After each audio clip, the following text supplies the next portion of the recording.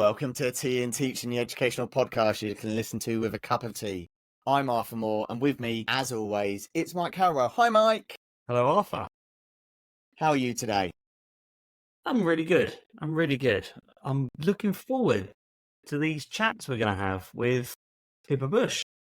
Yeah, we've got a brilliant mini-series coming up, listeners, all about processing time. It's such an important part of what we do as teachers and as educators.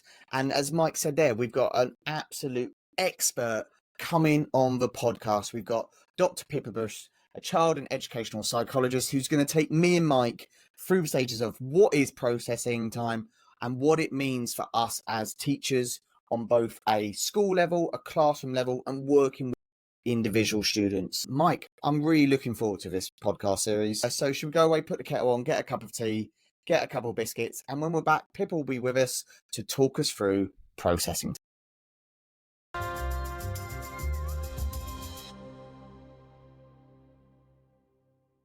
We are lucky enough to be joined today by Dr. Pippa Busch. Pippa, welcome to the podcast. Thank you very much for having me. It's an absolute pleasure. Before we jump into the meat of the episode, do you want to kind of give us a quick introduction to who Dr. Pippa is? Yes, so I'm Pippa Busch. I am a child and educational psychologist. I have set up a company called The Child Psych, and I am working with lots of families and schools and teachers and children to make life a bit less stressful. And that looks like lots of different things. So I do training for schools, I do autism assessments, I do blogs, I do chats, and here I am. Yeah, I'm sure many people kind of know the name. We've seen you speaking at events or on various kind of educational podcasts. Obviously, all kind of your podcast background has led up to this moment. This is the real pinnacle of the whole thing. But everyone's nodding there. Listeners, everyone is nodding there going, absolutely, this is the moment. So, Pippa, I have one question before we really jump into everything. Is like, we talk a lot about processing time in education. I know we've mentioned it on the podcast. I read it a lot on blogs. I hear about it a lot in education. But I think we should kind of define like what is actually going on in the brain when it sees a problem or a question or something, and then the processing time kicks in. What is going on? So I break it down into 3 different areas. So I call the first stage the input stage. So something triggers something and messages are going into the brain. So these come through sensory organs, so it can be visual or auditory, but it can be lots of other ways as well. And that converts them into neural signals in the brain. So we've got the input. The next stage, I think, is the processing stage, where you kind of toy with, is this my short-term memory, my working memory? How are we going to get it to the long-term memory? Like, what are we going to do with it? And where are we going to file this information? And then I think the third phase is the output phase. So not only have we figured out what's come in, we've figured out what we're going to do with it. The output stage is like a decision-making process and planning responses. So I break processing into 3 different areas with the input, the processing and the output. And they all come together to look like a child answering a question. Those 3 stages, are they very much different stages? So something happens and kind of the flow chart, something else kicks in. Flow chart, something else kicks in, or is it? I know it's a lot more complicated than that, but can we break it down into kind of those 3 stages when we're talking about it? I think we can, but I think in reality they take milliseconds. So I don't think we can really break down the time, but I think we can break down the process of them. And I think everyone has, like, it's just individual differences on what strength you've got, which part is fast for you. And when all the stars align, if the information is given to you in the way you like it, if it's got a really solid established neural pathway to know what to answer, and then it's already got a framework of how to answer it, I think that comes across as a brilliant thing. But that's if all the stars align. And I think today we're kind of going to pick apart which part can go wrong, which part can take longer, and what that looks like in the classroom. Yeah, I was going to say, like, we were going to talk about kind of like, we're talking kind of really generic at the moment, but how individualized is this? Like, me and Mike, we're very similar people, aren't we, Mike? Like, we do a lot of things the same way, but do our brains completely different, kind of different? Like, our processing times just unlike each other? Are we more or less alike than we like to think? You're less alike. I think I think there's so much individual difference that you're doing the same process, but the paths you are taking are completely different. And that's dependent on so many different things. So your experience, your genetics, your stress levels, the amount of sleep you've had, whether it's something you're already got anchors and links to in your brain. So I think there's just so many different versions and pathways that I don't think it's realistic to think that they're similar at all. Mike, I'm interested in kind of your experience in education, which is slightly more than mine, maybe. Is processing time always been something we've talked about? Like when you go back, was it always mentioned, or was it kind of vocab that's been creeping in more and more? You're asking me because I'm old and you want to know what it was like when I trained many, many years ago.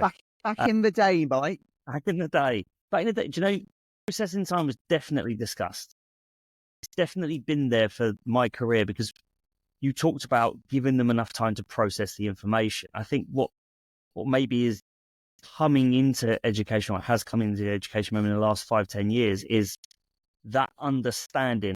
Like we teach Welford's model, and which is that kind of, like you said, input, process, output kind of model.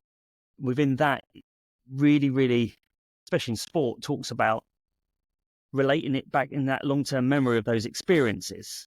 And it's really, really obvious, isn't it, when you teach a class of students that, 50% of the students you're going to teach don't have that anchor in their long-term memory for the information that you're maybe delivering, which is why maybe 50% of your students are picking it up really quickly and running with it. And the other 50% need that scaffolding, that support, and almost need you to create that anchor for them to kind of put that into their long-term memory because they haven't already got that, which I think that's the challenge of teaching, isn't it? That adaptive teaching of, I'm going to introduce this and I very quickly need to understand who gets this and who doesn't and who needs me to go and help them kind of make a reference point to something they've not seen before.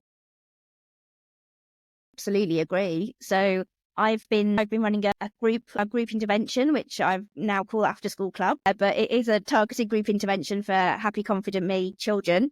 And one of the boys, bless him, is brilliant, and he has a special interest and he's neurodiverse.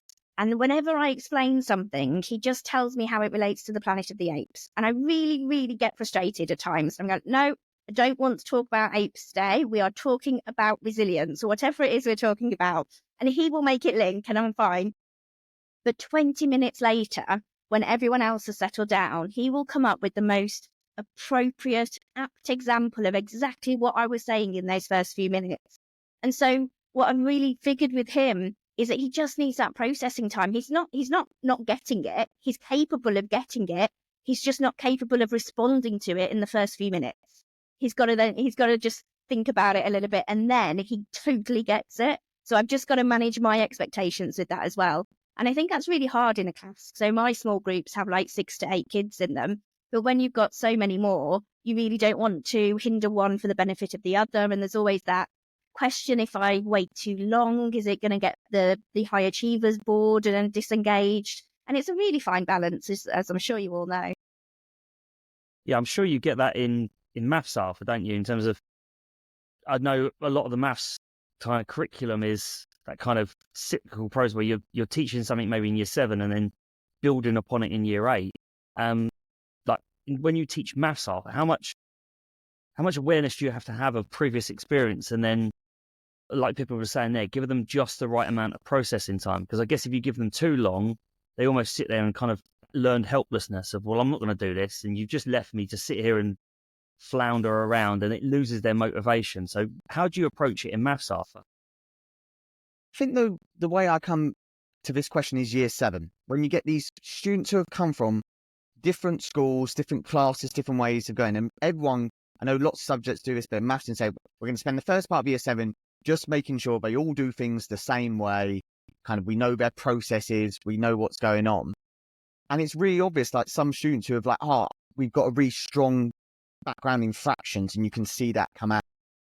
And the other way, Mike, I think I'm lucky enough I work with a lot of students one-to-one or in really, really small groups at the moment with maths. And that's definitely highlighted to me a lot more how individualized processing time is. Because I think as a classroom, like your students and I need to give that student certain longer. But when you work with a student one-to-one regularly over a course of years, you really understand their specific processing time on specific subjects in maybe a way that's almost impossible when you've got 5 classes of 30 kids and then some more. And I think maths, as you said, it's so based on what you have done before. It's so built on kind of that pyramid, that layered, however you want to put it. And it really stands out. I'm sure you have this, Mike, in PE, where like some students who have played lots of sport and played lots of football, when you come to doing a passing exercise, you don't have to kind of go back to the absolute core because they've already processed, they've already internalized that. Maybe you see even more, Mike, than me, because you see it come out as physical actions. And it's very obvious when a student is not thinking how to run, as an example. Yeah, absolutely. That's what you teach, right? Just running. Just running. Just think how to run. That's all PE is, running around the field. Pippa, I'm interested. We're talking about individual differences here, and I definitely see that in terms of my subject, and I've seen it in the classroom as well, in, dare I say it, more academic subjects. But how does that processing time change based on age? So are we younger students to need more processing time and older students pick up things much quicker because they've kind of got that bank of experiences, or does it depend on what you're teaching? No, definitely is highly impacted by the developmental stage of the child. The early years do need, I don't so much think it's more time, but more repetition, more exposure, so that those neural pathways get more established. And then you start to automate your processes. And I think that's where individual differences lie, because what's automatic for one person isn't for another. And then that's taxing on their brain. So then that requires a lot more effort. And then the consequence of them having to put that extra effort in is that they might be slower, or they might have missed something, or they might feel embarrassed. And so I think it has such a big knock-on effect, especially some children, especially with slow processing. They just face what they consider as failure 20 million times a day. And that takes such guts to go into a class and still be able to contribute and put yourself out there, even though you know in your experience 9 out of 10 times you've got it wrong or whatever it is. So it's highly dependent on developmental stages. It's about what experience they have and how we link it to that. So I think I always have this saying from William James, teaching is an art and psychology is a science, and one doesn't make the other from itself. You have to have an intermediate general mind to make that connection. I think that's what I see our job as, is to make it, find the anchor in their head and figure out how we can put it on that anchor. But I really liked what you were saying earlier, Mike, about the physical aspect of it, because if you take the processing as the input, the processing stage, and then the output stage, if you've got to do all that, but actually at the output stage, we're adding another level to say, when you're ready, put your hand up. That's a whole other demand that's necessary in classes, but then the motor cortex has to generate a physical activity that's got really nothing to do with the question you've asked. And so I think with individual differences, it's really dependent on what it is you're looking for and then isolating that somewhat. So if you're looking for them to make this big plan, then that's fine. But if you're looking for something very specific, then take away the other demands where possible. I know that is tricky, but where possible.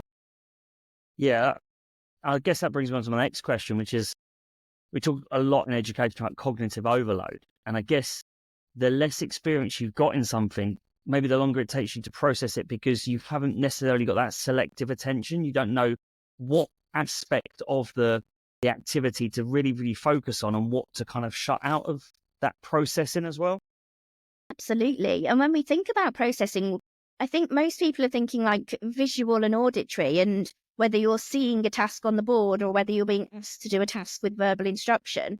But then there's all the sensory input, like, are there background noises in the room? Is it raining? Is it on the windows? Am I feeling safe? Is my chair wobbly? Is my pen not sharp enough? Like, it's all these other inputs that everyone experiences. But as you say, some people are more rehearsed at blocking out the irrelevant ones or the unimportant ones.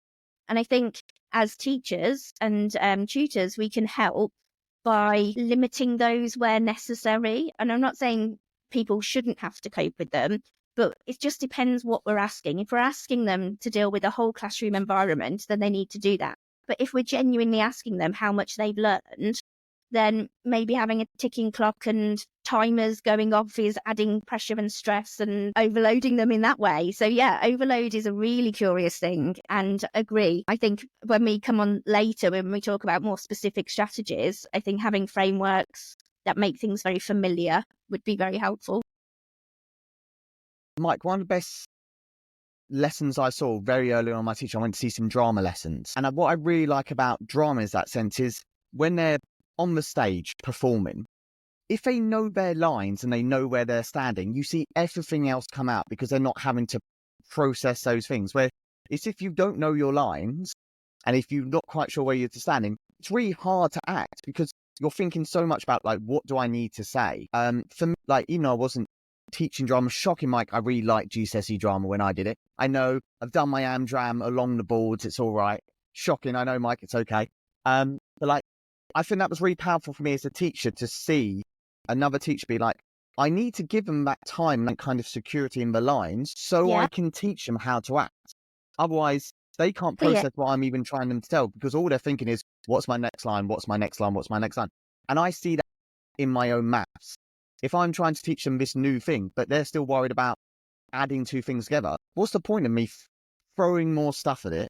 Because we get cognitive overload, they shut down, and nothing's good. So much so. I totally agree with that. And it comes like, I think in the drama world, it's very visible, isn't it? Because you can freeze and you can have that fight and flight and freeze response and it's very visible. But in a maths class, it's less visible. And so you can't see how much they're struggling necessarily. And so it does take the tutor to be experienced and to figure that out for them. And you must see that in P, Mike, when you're doing maybe more complicated stuff where it just doesn't work. I know you normally use the javelin as your example, and I imagine you're going to bring that into this example right now. I'm not, no. But I just think whenever I've looked at schemes of work and lesson plans in PE, we'll talk about this in episode 2, I'm sure, in terms of the I do, we do, you do. So really break that down into the isolated phases so they don't have to process linking one skill to another skill to another skill. But break down each individual phase of it, then do it with a level of support so that you're helping them along that way. So because you will see students physically, like you said, almost freeze and go, I don't know how to move my body in the way you've just asked me to. And like you can see them almost fighting with their body, going, I want to process this, but I can't process this, and I don't know how to turn what you've just said into a movement. And then I guess, like I said, we'll talk about this in episode 2, is giving them lots independent practice at something so that it does become more automated. It does become more automatic. Now, practice doesn't make perfect, but practice can make more permanent. And that's something we definitely strive to in my subject because repetition works. And I'm sure it does in maths as well, Arthur, as well. The more time you expand some brackets, the better at expanding brackets you become. Fantastic example, Mike. Like, that's actually all we do actually is expand brackets. Just for years and years. They get really good at it. Can't do anything else, but they're really good at it. Pippa, like, I know, like, we're going to talk a lot more, listeners. In episode 2, we're going to talk about strategies for our classroom. In episode 3, we're going to kind of go into that neurodiverse students that we've kind of spoke about.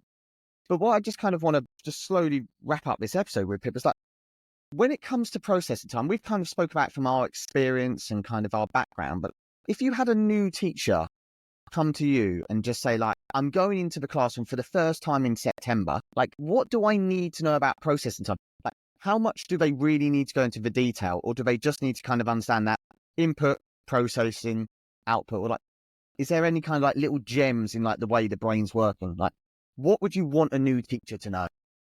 I would want a new teacher to know, if you create a safe space where errors and learning is all expected and the norm, I think that goes a long way to supporting process speeds. Because I want new teachers to know that it is individual and you don't really need to know exactly which strengths each pupil lies with, as long as you know there's a spectrum and different people act differently. And if you just make the classroom as low stakes as possible, include retrieval practice, definitely do that. But it's the culture of modeling mistakes, I think, is the key takeaway for me.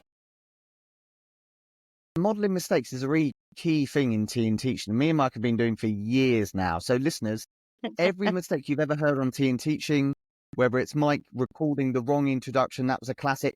I once introduced myself on tea and teaching, which I think wasn't egotistical. It was purely in error. It's all come down to us normalizing errors. Pippa, I feel that advice is the perfect place to kind of wrap up this first kind of chat about processing time. Mike, next week or next episode, we're going to be talking about all about classroom strategies for processing time. Are you excited? Because I can't wait.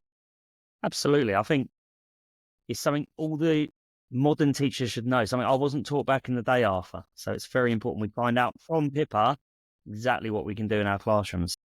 Mike, So, do PE teachers go in classrooms? Or is it all just playing on the field? Playing on the field. Wow. Yes, we teach in classrooms, Pippa. So yeah. Okay. On rainy days, right? When it's raining. And on that note of understanding that Mike Harrowell only knows how to teach running on a field, feels the perfect place to wrap up this episode. Mike, thank you for your time as always. You're welcome. And Pippa, are you happy to come back on the next part of processing times to chat with us some more? Love to. Thank you very much. That's lucky because everything revolves around you coming back for that episode. Listeners, we'll see you next time on Tea and Teaching. Thank you for joining us today.